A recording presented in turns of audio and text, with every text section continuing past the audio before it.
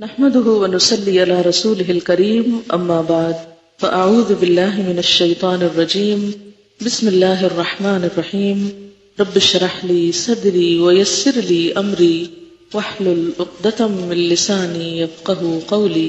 حضرت ابو ہریرہ رضی اللہ عنہ بیان کرتے ہیں ان رسول اللہ صلی اللہ علیہ وسلم قال اذا قال الامام سمع الله لمن حمده فقولوا اللهم ربنا لك الحمد فإنه من وافق قوله قول الملائكة غفر له ما تقدم من ذنبه۔ رسول اللہ صلی اللہ علیہ وسلم نے فرمایا جب امام سمع اللہ لمن حمدہ کہے تو تم اللہم ربنا لک الحمد کہو، اس لیے کہ جس کا یہ کہنا فرشتوں کے کہنے سے مل جائے اس کے اگلے گناہ بخش دیے جائیں گے۔ جب وہ اللہ کی تعریف کرتا ہے سمع اللہ لمن حمدہ تو فرشتے ساتھ کیا کہتے ہیں؟ ربنا ولک الحمد، یعنی اس کا جواب ہے ایک طرح سے۔ اب آپ خود بھی پڑھ رہے ہیں، فرشتے بھی پڑھ رہے ہیں، اگر یہ میچ کر گیا، اور کب میچ کرے گا؟ جب آپ منہ میں جلدی سے پڑھ دیں گے۔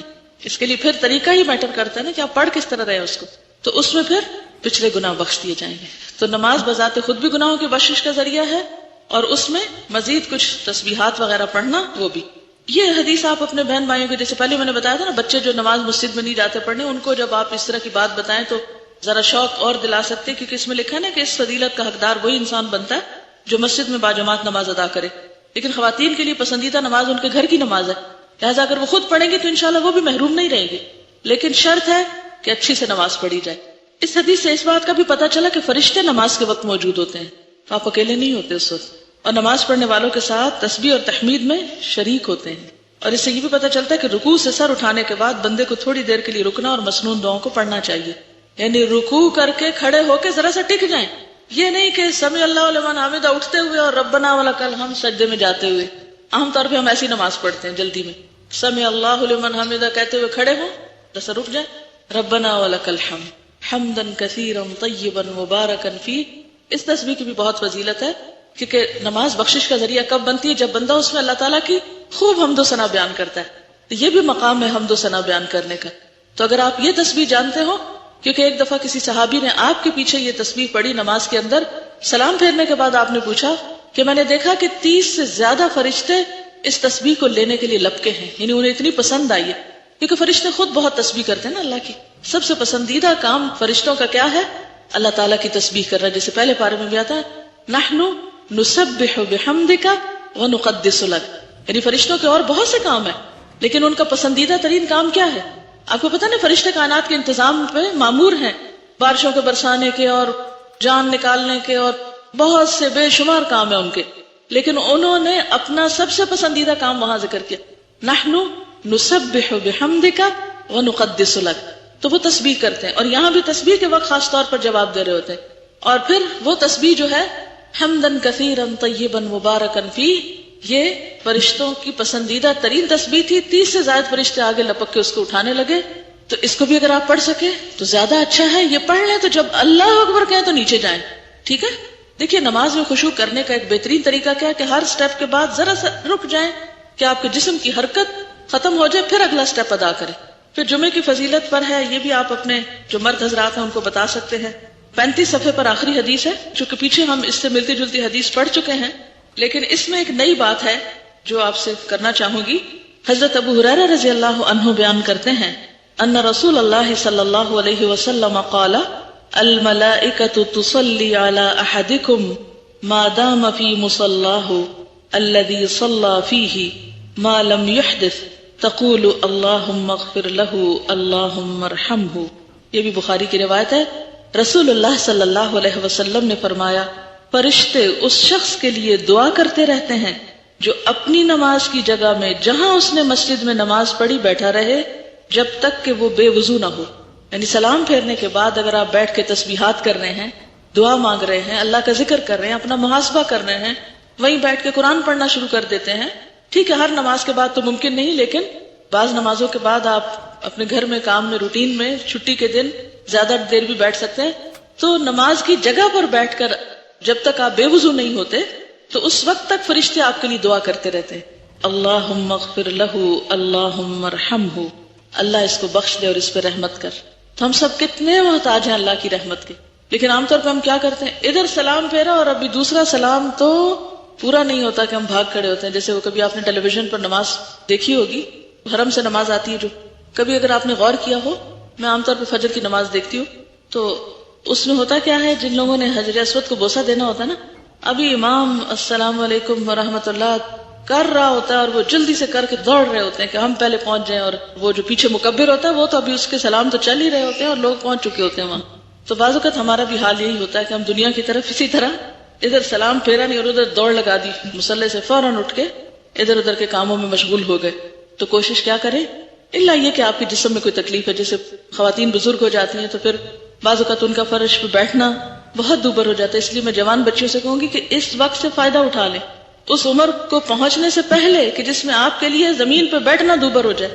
کتنی بہنیں ایسی ہیں، خصوصاً خواتین میں نے یہ دیکھا ہے کہ ایک سرٹن ایج پہ پہنچ کے ان کے لیے فرش پہ بیٹھنا محال ہو جاتا ہے، ہڈیاں ایسے دکھنے لگتی ہیں، گھٹنوں کی ایسی تکلیفیں شروع ہو جاتی ہیں، جسم میں ایسی دردیں شروع ہو جاتی ہیں کہ بیچاری اس جگہ بیٹھ ہی نہیں سکتی، لا محالہ اٹھنا پڑتا ہے.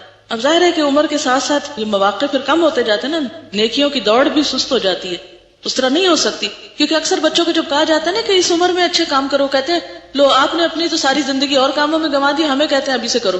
میں کہتی ہوں کہ یہ کیا عجیب بات کر رہے ہیں یہ بچے، یہ شکر نہیں کرتے کہ انہیں جلدی پتہ چل گیا. انہیں تو کہنا چاہیے شکر ہے آپ کو لیٹ پتہ چلا اور ہمیں جلدی پتہ چل گیا، ہم لکی ہیں.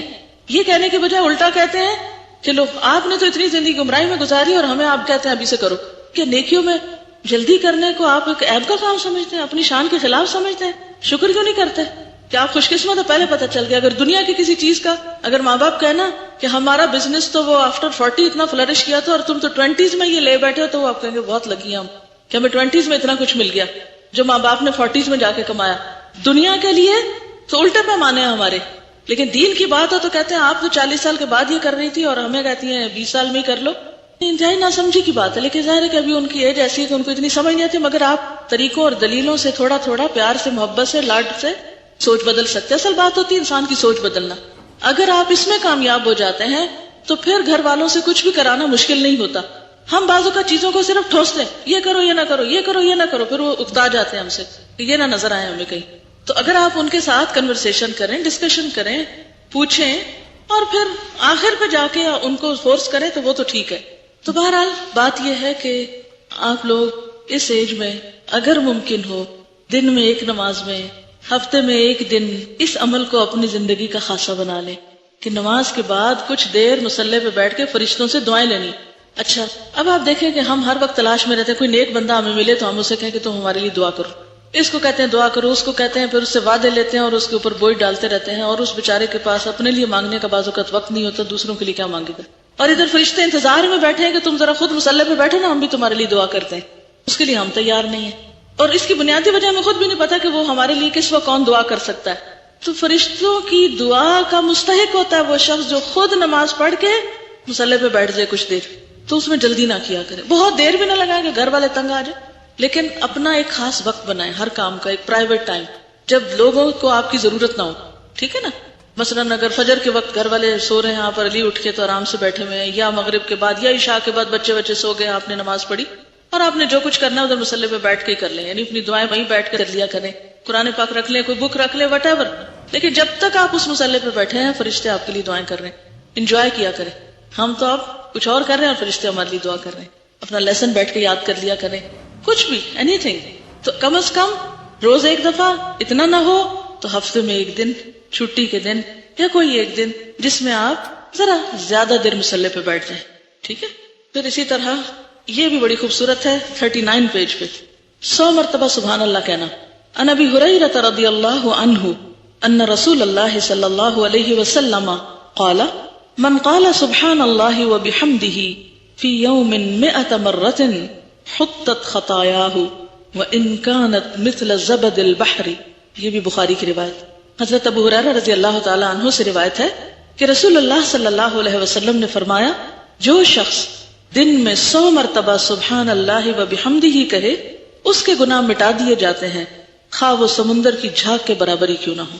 اور سمندر کی جھاگ کے چھوٹے چھوٹے گناہ، جیسے آپ صلی اللہ علیہ وسلم نے حضرت عائشہ سے فرمایا تھا نا، عائشہ چھوٹے چھوٹے گناہوں سے بچتی رہنا، ورنہ وہ کیا کرتے ہیں، وہ ایک ڈھیر بن کے جلا ڈالتے ہیں، یعنی زیادہ ہلاکت خیز ہو جاتے ہیں. بڑا گناہ تو ایک ہی بڑا نا، لیکن چھوٹے چھوٹے مل کے اس سے بھی بڑے ہو جاتے ہیں، ٹھیک ہے نا، قطرہ قطرہ دریا ہو جاتا ہے. تو یہ جو سمندر کی جھاگ والی بات آتی تو میرے سامنے وہی ایک پکچر آ جاتی ہے کہ چھوٹے چھوٹے چھوٹے چھوٹے گناہ ڈھیر لگ گیا ان کا، جن کو ہم نے حقیر سمجھا وہ ایک بہت بڑی کوانٹٹی بن گئے. ایسے چھوٹے چھوٹے گناہوں کی معافی کے لیے اللہ کی حمد و ثنا. پھر آپ دیکھیں تسبیح جو ہے یہ کتنی بہترین چیز ہے. لیکن مشکل پتہ ہے کیا ہے؟ بات یہ ہے کہ دیکھنے کو یہ عمل بہت چھوٹا لگتا ہے اور آپ کہتے لو یہ کیا مشکل ہے، یہ تو میں آرام سے ہی کر سکتا ہوں. لیکن اصل بات یہ ہے کہ یہ اتنے آرام سے نہیں ہوتا. اصل مشکل پابندی ہے، روزانہ کرنا. صبح شام کی دعاؤں میں بھی یہ عمل لکھا ہوا ہے. کتابیں آپ کے پاس ہیں، کتنے لوگ اب تک کرتے ہیں؟ کتابیں تو سب کے پاس، لیکن فیو ہینڈز ہیں، سارے نہیں ہیں. 100% نہیں کر رہے آپ لوگ. کتنا آسان عمل ہے لیکن 100% نہیں ہو رہا. میں چاہتی ہوں کہ یہ عمل آپ سب میں ہونا چاہیے، کوئی مشکل نہیں.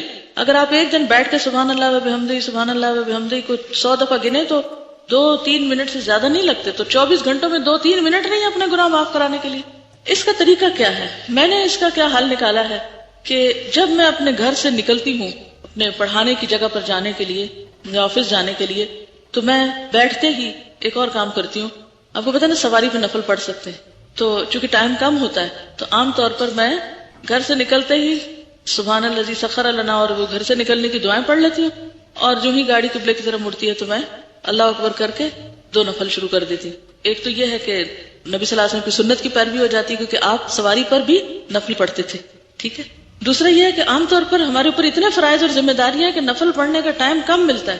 تو ایسے اوقات کو انسان استعمال کر سکتا ہے، اللہ ہی کہ آپ خود ڈرائیو کر رہے ہیں پھر تو نہیں ہو سکتا نا، پھر تو مشکل ہے. لیکن اگر آپ کہیں بھی ہیں تو جس پوزیشن پہ بیٹھے ہیں آپ بیٹھ کے آرام سے نیچے ہو کے پڑھ سکتے ہیں. اچھا، پھر تیسری بات یہ ہے کہ جو ہی نفل ختم ہوتے ہیں تو میں تسبیح لے کے یہ تسبیح پوری کر لیتی ہوں. بعض اوقات اتنی دیر میں وہ جگہ آ جاتی ہے جہاں اترنا ہوتا ہے تو میں اس وقت تک اپنے کمرے میں نہیں داخل ہوتی جب تک میری تسبیح ختم نہ ہو جائے. تو اس طرح سفر جو ہے وہ الحمدللہ بہت اچھا گزر جاتا ہے اور وہ دن کا ایک وظیفہ ہو جاتا ہے. عمل کب چھوٹتا ہے؟ جب سفر میں، یعنی اس طرح کے سفر میں ہوتی ہوں کہ ابھی اس وقت یہاں ہوں اور ابھی وہاں ہوں اور ابھی کوئی آ گیا اور ابھی فون آ گیا تو پھر گڑبڑ ہو جاتی ہے. پھر میں بیچ بیچ میں پڑھتی رہتی ہوں مگر وہ جو ایک پابندی ہوتی ہے وہ چھوٹتی ہے. تو آپ لوگ اس وقت اس سال میں اپنی عادت کچھ اس طرح بنا لیں کہ مثلا آپ اسی طرح عمل کر سکتے ہیں. آپ گھر سے نکلیں اس وقت، یا اگر آپ ہاسٹل کے اوپر سے آ رہے ہیں تو اس وقت میں آپ کر سکتے ہیں. اترتے ہوئے سیڑھیاں تو ویسے ہی سبحان اللہ پڑھنا ہی ہوتا ہے، اس وقت میں پڑھ سکتے ہیں. یا پھر یہ ہے کہ آپ تھوڑا سا ادھر ادھر گھوم کے اپنی تسبیح پوری کر لیں. یا یہ کہ کلاس میں آ کے بیٹھے ہیں اور ابھی لوگ آ رہے ہیں یا آپ رک کے چل رہے ہیں تو اس وقت میں پورا کر لیں. لیکن جب تک آپ اس عمل کو کسی چیز سے گرا نہیں لگائیں گے نا تو آپ کی پابندی نہیں ہوگی، اور اگر پابندی نہیں ہوگی تو پھر آپ اس سے فائدہ نہیں اٹھا سکتے. تو کوئی ایسا ٹائم جس میں آپ سوچیں کہ یہ کام تو میں روز ہی کرتی ہوں، مثلا آپ گھر میں روز برتن دھوتے ہیں تو آپ اس میں ٹائم دیکھ لیں 2-3 منٹ میں پورا ہو جاتا ہے تو ٹھیک ہے، نہ بھی گنے تو 100 سے زیادہ بھی ہو سکتا ہے، اس سے کیا نقصان ہے. یعنی ایک دن آپ بیٹھ کے ٹائمنگ کر لیں. پھر تسبیح نہ بھی اٹھائیں تو اتنے ٹائم تک آپ وہ تسبیح پڑھ کے بھی اس ثواب کو انشاءاللہ پہنچ جائیں گے.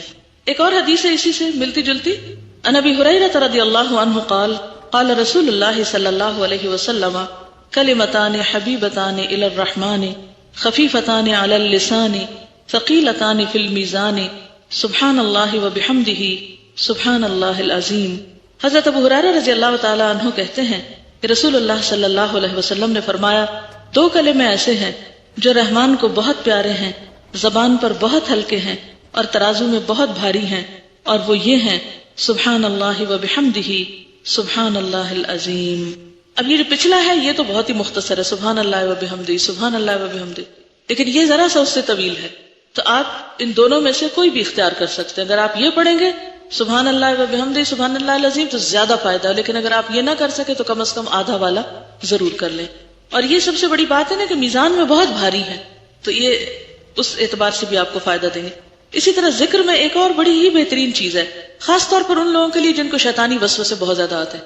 کچھ لوگ بہت اس چیز کی شکایت کرتے ہیں کہ ہمیں شیطانی وسوسے بہت آتے ہیں، یا ہم مستقل مزاجی اختیار نہیں کر سکتے، یا ہم بھولتے بہت ہیں، یا وغیرہ وغیرہ. تو یہ جو کلمہ ہے یہ شیطان سے بچانے والا ہے.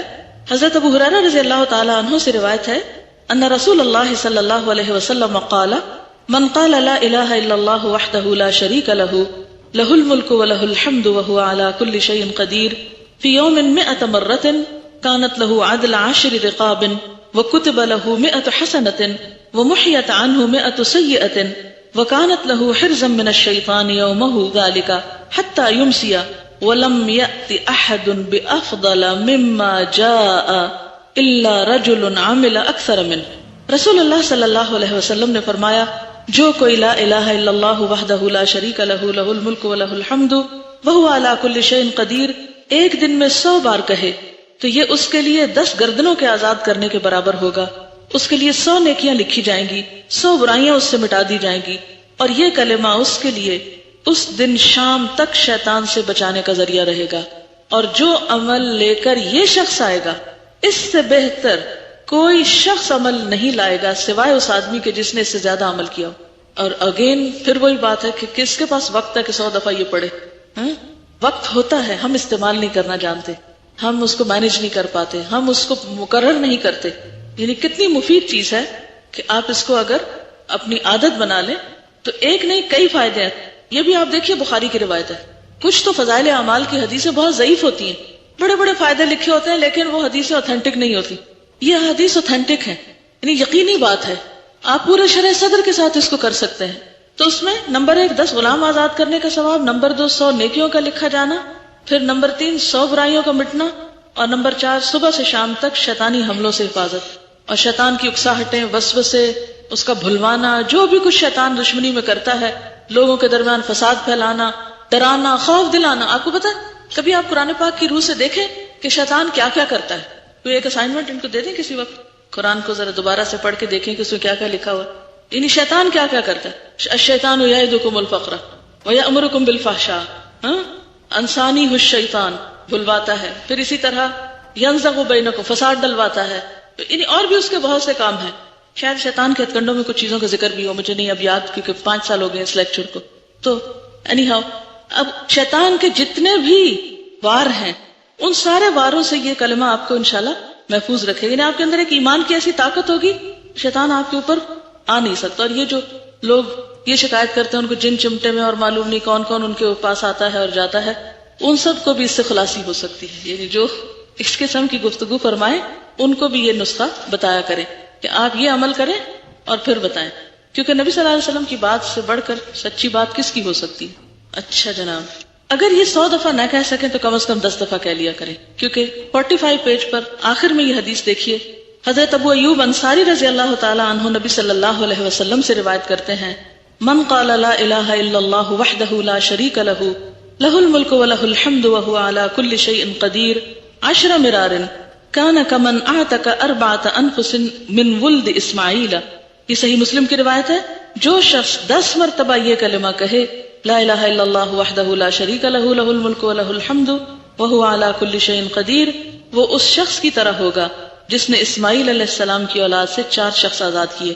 یعنی اس کا صرف اتنا فائدہ ہے اگر 10 دفعہ پڑھے، لیکن اگر آپ کسی بھی طرح اپنے آپ کو پابند کر سکیں، اور اس ایج میں تو آپ کے اوپر کوئی بہت بڑے مسئلے مسائل نہیں ہیں، گھر جاتے وقت واپسی پہ اگر آپ یہ باندھ لیں، ایک تسبیح کر لیں، آتے وقت سبحان اللہ و بحمدہ کر لیں، اور جاتے وقت لا الہ الا اللہ وحدہ کی کر لیں، اور اگر ایک دن آپ ٹائمنگ کر لیں، مثلا آپ خود ڈرائیونگ کر رہے ہیں تو آپ کو پتا ہوگا اتنے منٹ میں گھر آتا ہے اور اتنے منٹ میں پڑھ کے یہ کلمہ 100 دفعہ ہو جاتا ہے، تو پھر بھی اس سے آپ کو فائدہ ہوگا۔ اسی طرح نماز کے بعد جو تسبیحات پڑھی جاتی ہیں اس میں 33 مرتبہ سبحان اللہ، 33 مرتبہ الحمدللہ، 33 مرتبہ اللہ اکبر کہنا، اور 100 کی تعداد پوری کرنے کے لیے لا الہ الا اللہ وحدہ لا شریک لہ لہ الملک ولہ الحمد وہو علی کل شیء قدیر پڑھنا، اس کی ساری خطائیں معاف کر دی جائیں گی، اگرچہ وہ سمندر کی جھاگ کے برابر ہی کیوں نہ۔ اب آپ دیکھیں کتنی آپشنز آپ کو دی جا رہی، آپ ایک کام کر لیں، وہ نہیں کر سکے دوسرا کر لیں، وہ نہیں کر سکے تیسرا کر لیں، لیکن کچھ نہ کچھ تو کریں۔ خوش قسمت ہے وہ جن کو یہ سب کرنے کی توفیق ہو جائے، کیونکہ یہ توفیق کی بات ہے، مشکل نہیں ہے، بہت ٹائم نہیں لگتا، ٹائم مینج کرنا خود سیکھیں، کیونکہ ذکر جو ہے وہ الذین یذکرون اللہ قیاما وقعودا وعلی جنوبہم، تینوں حالتوں میں کیا جا سکتا ہے، کھڑے بھی، بیٹھے بھی، لیٹے بھی۔ آپ کام کر رہے ہیں، آپ کچھ بنا رہے ہیں، صفائی کر رہے ہیں، کچھ بھی کرتے ہوئے آپ ذکر کر سکتے ہیں، صرف یہ ہے کہ آپ کو باندھنے کی اور پابندی کی ضرورت ہے۔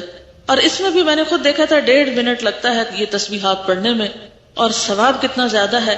اور ایک اور بات یہ کہ آپ نے دیکھا ہوگا کہ نماز پڑھ کے جیسے آپ تھوڑا سا تھک جاتے ہیں نا، تو بیٹھ کے جب تسبیح کرتے ہیں تو آپ اس سے ایک طرح سے آرام بھی تھوڑا سا کر لیتے ہیں، یعنی نماز کے بعد فرض نماز آپ نے اچھی سے پڑھی اور پڑھنے کے بعد آپ تھوڑا سا فیل کرتے ہیں جیسے آپ you feel tired little bit, یعنی فزیکلی، تو آپ یہ تسبیح پڑھ لیں تو پھر دعا کر لیں، تو اس سے آپ کو اور زیادہ اطمینان اور سکون نصیب ہوگا۔ اور اسی سے ملتی جلتی حدیثیں جو ہیں یہ مزید بھی موجود ہیں، یہ آپ کے خود پڑھنے کے لیے میں نے چھوڑ دی ہیں۔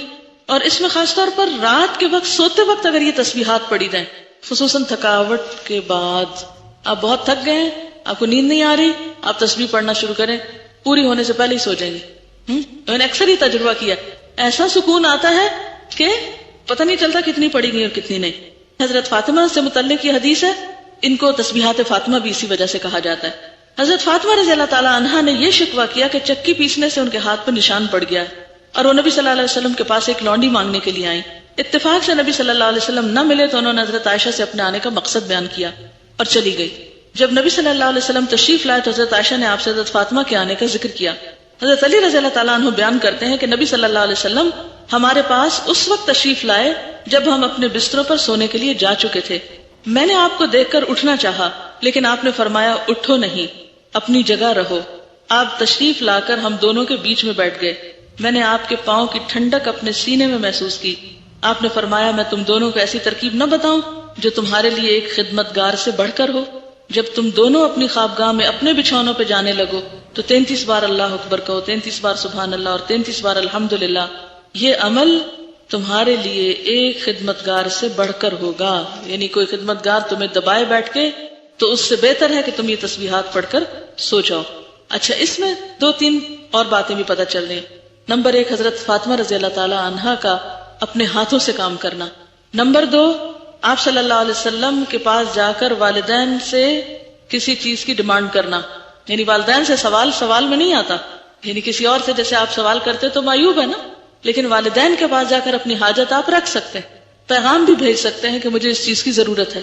اب بھی ہمارے یہاں بیٹیاں عام طور پر کچھ مشکل آتی ہے تو پیرنٹس کے پاس ہی جاتی ہے، تو اس کا بھی جواز ہے یہاں، کیونکہ آپ نے یہ نہیں کہا کیوں آئی تھی اور کیوں پوچھا اور یہ منع ہے، نہیں، یہ شدت نہیں ہے، بلکہ آپ صلی اللہ علیہ وسلم نے اس کا حل سوچا۔ اچھا، پھر یہ کہ جب آپ تشریف لائے تو وہ دونوں اٹھنے لگے۔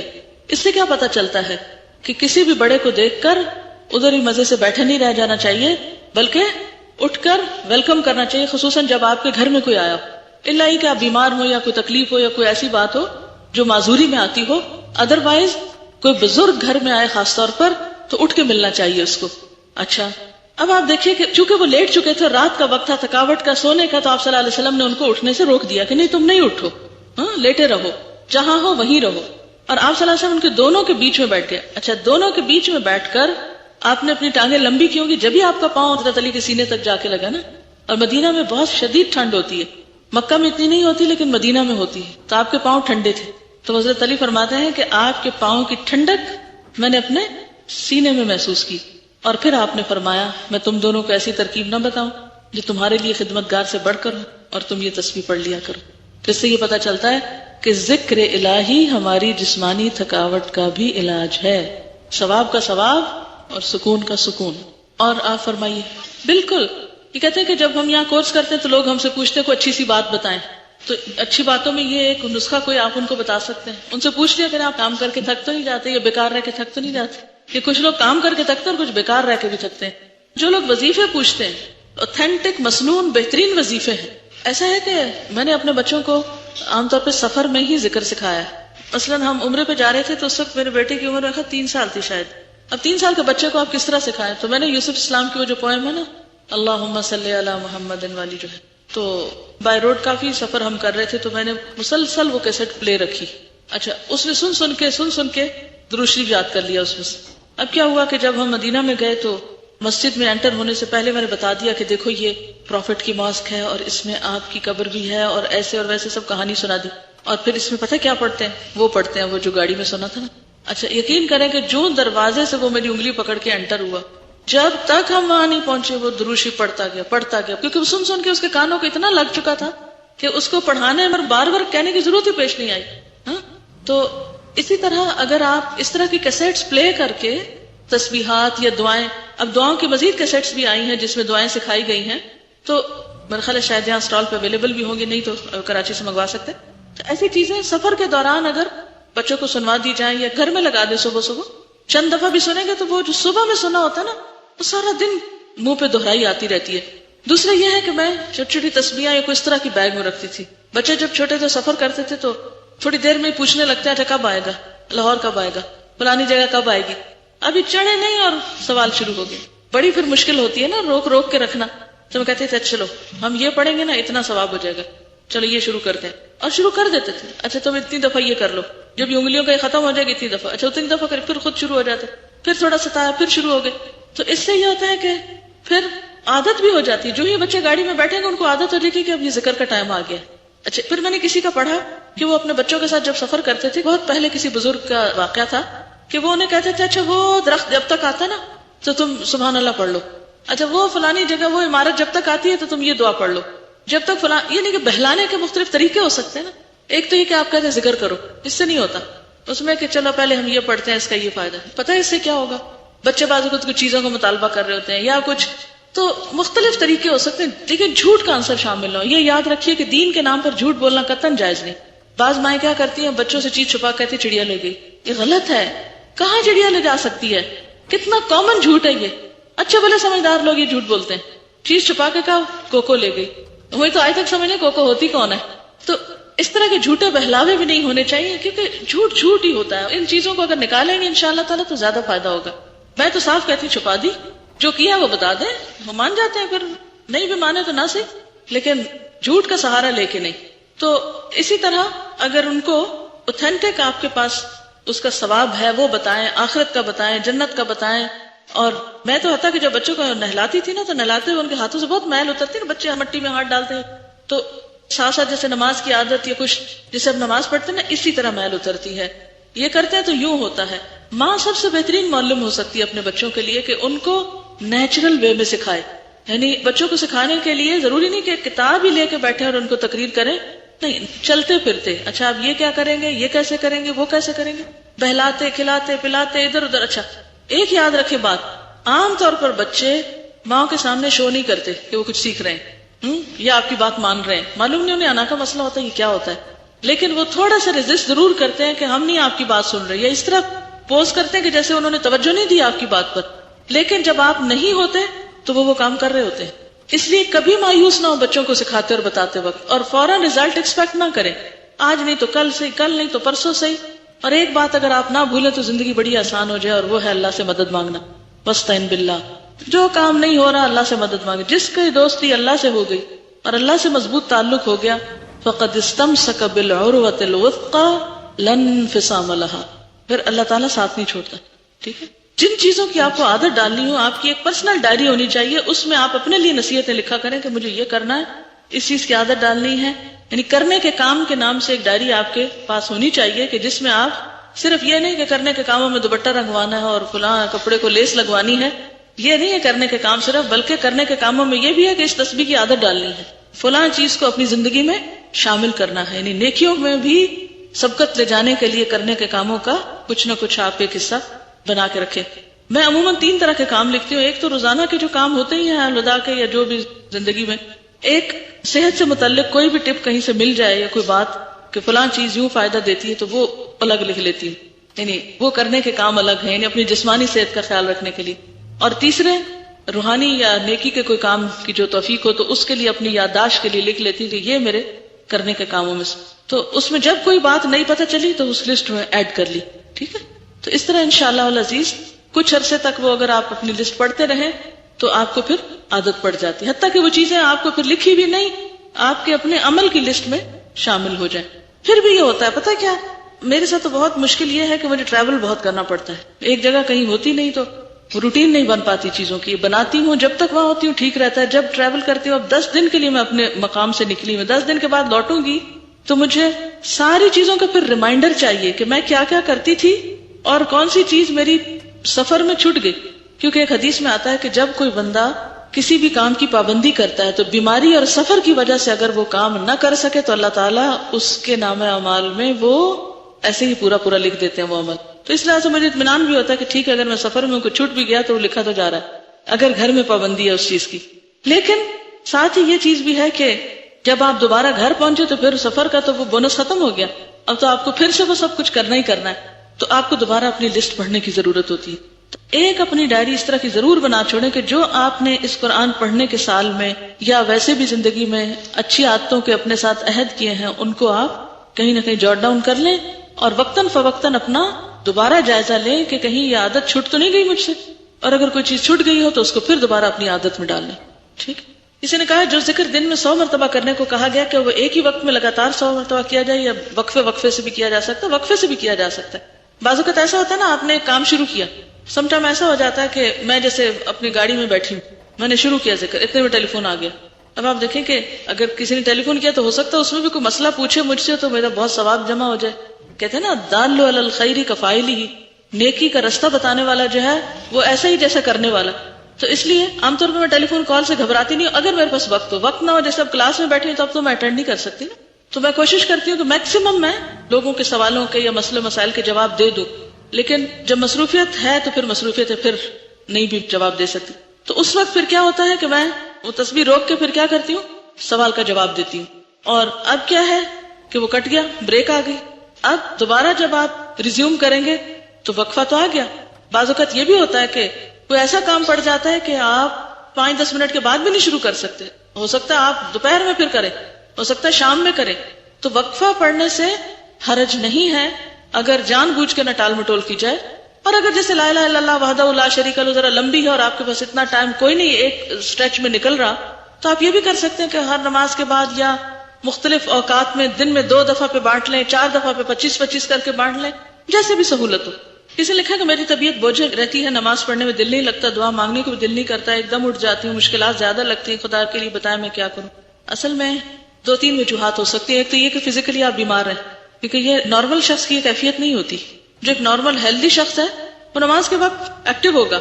ضرور یا تو آپ بیمار ہیں یا پھر یہ ہے کہ آپ کے اوپر بیک آف مائنڈ کو ایسی پریشانی ہے کہ جو آپ کو بوجھل کیے ہوئے. تو ایسے میں 2-3 چیزیں. ایک تو یہ کہ آپ قبولیت کے اوقات میں دعا مانگیں اپنے لیے. جیسے آپ کو پتا ہے جب آذان ہوتی ہے تو اس کے بعد آسمان کے دروازے کھلتے ہیں، وہ دعاؤں کی قبولیت کا وقت ہوتا ہے. یعنی وہ دعائیں یوں سیدھی جاتی ہیں. عام طور پر لوگ اذان سن کے بھی باتیں کیے چلے جاتے ہیں، پرواہ نہیں کرتے اذان ہو رہی ہے، حالانکہ وہ اتنا غنیمت کا وقت ہے. تو شکر کیا کریں، سب کام چھوڑ کے خاموش ہو جایا کریں، اذان کا جواب دے کے اپنے لیے خوب دعا کیا کریں. جو بھی آپ کی مشکل ہے، اپنی اس مشکل کے لیے بھی، اور اگر کوئی اور مشکل اس کا سبب ہے، ایک ہوتا نا ظاہر سبب اور ایک ہوتا پیچھے. تو بعض اوقات ہم ظاہری سبب کو ٹریٹ کرتے رہتے ہیں. اگر آپ مجھ سے کہیں کہ مجھے کوئی وظیفہ بتائیں کہ میرا نماز میں دل لگے، تو اس سے نہیں بات بنے گی. دیکھنا یہ پڑے گا کہ وہ ریزن کیا ہے جو آپ کے پیچھے ہے، اس کو ہٹائیں گے تو آپ کا یہ مسئلہ بھی حل ہو جائے. جیسے بعض بیماریاں ایسی ہوتی ہیں نا، سر درد ہے، تو اب سر درد کوئی بیماری تھوڑی ہے. ہو سکتا ہے آئی سائٹ خراب ہو یا آپ کے اسٹمک میں کوئی پرابلم ہو، تو وہ سر درد بذات خود کوئی چیز نہیں ہے، سر درد کے پیچھے سبب ہوتا ہے کوئی. تو اگر آپ سبب نہیں دور کریں گے تو سر درد ٹھیک نہیں ہوگا. اسی طرح اور بھی بہت سی بیماریاں ہوتی ہیں کہ جس میں سبب چھپا ہوا ہوتا ہے. اس سبب کو آپ نکالیں، اپنے آپ کو انالائز کریں کہ مسئلہ کیا ہے میرے ساتھ. It's not a healthy sign. ایک نارمل شخص تو ایسے نہیں ہوتا. تو ریزن جان کے اس کا علاج کریں. اگر آپ سمجھتے ہیں کہ اس کے پیچھے کوئی مسئلہ ہے، آپ کی پریشانی ہے یا کچھ، تو آپ اس کے لیے اللہ سے دعا کریں قبولیت کے اوقات میں. تہجد کا وقت، سحری کا وقت جو ہے، اب رمضان آ رہا ہے تو آپ کو پورا مہینہ سحری کے وقت ملیں گے انشاءاللہ تعالی. تو ہم سارا سال اگر نہیں کر سکتے تو کم از کم رمضان میں تو کریں. تو آپ سحری کے وقت استغفار کریں. وَبِالْأَسْحَارِ هُمْ يَسْتَغْفِرُونَ، کہ سحری کے وقت وہ استغفار کرتے ہیں. ایک تو یہ ہو سکتا ہے. دوسرا یہ ہے کہ آپ کچھ چیزوں میں بندوں سے بھی مدد لیں. کیسے؟ انیشیئر کریں، کسی کے ساتھ ڈسکس کریں، حل پوچھیں جو آپ کو صحیح ایڈوائز کر سکے. لیکن یہ عادت نہ بنا لیں، اس سے مسئلہ بیان کیا، اس سے کیا، اس سے کیا، اس سے کیا. جب ایک مسئلے کو بہت کثرت سے بیان کیا جاتا ہے تو وہ نہ ہوتے ہوئے بھی بن جاتا ہے. یعنی بعض مسئلے نہیں ہوتے لیکن ہم ان کا ذکر کر کر کے اس کو ایک ہوا بنا کے اپنے اوپر سوار کر لیتے ہیں. اس عادت سے بھی پرہیز کیجیے. تو انشاءاللہ تعالی جب آپ کسی انسان سے تھوڑا سپورٹ لیں گی کہ آپ کو وہ تھوڑا اس نماز کے وقت میں ساتھ ملا لے، اور انشاءاللہ کل جو ہم اگلی حدیث پڑھیں گے تو اس میں بھی آپ کو ایک سپورٹ ملے گی کہ نیک لوگوں کی مجلس میں بیٹھنا. اچھی مجلس سے بھی انسان کے اندر ایک ایمان پیدا ہوتا ہے اور اس سے پھر انسان کا عمل اچھا ہوتا ہے. اگر فجر کی نماز پڑھنے کے بعد اشراق کے وقت تک مسلسل بیٹھے رہے تو عمرے کا ثواب ملتا ہے. جی بالکل یہی ہے. تو یہ کہتی ہے کیا اٹھ کر کتابیں وغیرہ لے کر دوبارہ بیٹھے تو اس سے وہ ہوتا ہے کہ نہیں؟ تو پہلے ہی رکھ لیں. اوکے، اس کے ساتھ اجازت چاہتی ہوں. سبحانک اللہم و بحمدک، نشہد ان لا الہ الا انت، نستغفرک و نتوب الیک. والسلام علیکم و رحمۃ اللہ وبرکاتہ.